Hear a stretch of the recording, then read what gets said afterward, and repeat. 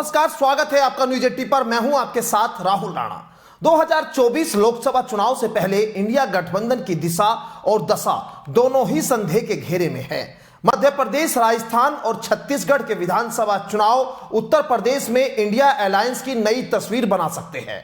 मध्य प्रदेश में कांग्रेस ने समाजवादी पार्टी को तवज्जो नहीं दी और अब राजस्थान में पार्टी ने जयंत चौधरी की अगुवाई वाली राष्ट्रीय लोकदल के साथ यही किया।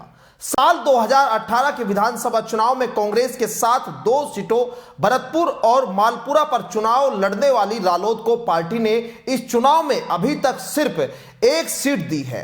कांग्रेस ने कैंडिडेट्स की लिस्ट जारी की है और उसमें मालपुरा सीट से घासी लाल चौधरी को उम्मीदवार बना दिया। अब इस बात के कयास लगाए जा रहे हैं कि जो रालोद 4-5 सीटें मांग रही थी उसे अब 1 सीट से ही क्या संतोष करना पड़ेगा। साल 2018 के राजस्थान विधानसभा चुनाव में रालोद ने भरतपुर से सुभाष गर्ग को प्रत्याशी बनाया था और वह जीत कर विधानसभा पहुंचे।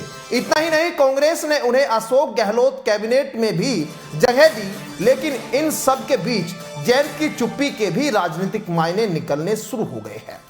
एमपी में सपा और राजस्थान में रालोद को सीटें न देकर कांग्रेस ने अपने वरिष्ठ नेताओं की बात को पुष्ट कर दिया कि इंडिया अलायंस विधानसभा चुनाव नहीं बल्कि लोकसभा चुनाव के लिए ही है। लेकिन क्या मौजूदा सीट शेयरिंग का असर यूपी में लोकसभा चुनाव के दौरान नहीं पड़ेगा? यह कहना अभी आसान नहीं है। सपा के राष्ट्रीय अध्यक्ष अखिलेश यादव पहले ही अपने बयानों से यह स्पष्ट कर चुके हैं कि जैसा कांग्रेस ने उनके साथ किया वैसा ही यूपी में भी हो सकता है। सपा और कांग्रेस के बीच जब एमपी में सीट शेयरिंग पर विवाद हुआ तब जयंत चौधरी और रालोद चुप रही थी। हालांकि अब राजस्थान में सिर्फ 1 सीट पाकर रालोद का कांग्रेस के प्रति क्या रुख होगा यह वक्त बताएगा। लेकिन राजनीतिक जानकार ये कहते हैं कि सीट शेयरिंग को लेकर अब तक चुप बैठी रालोद यूपी में सपा के साथ कांग्रेस को आंख दिखा सकती है।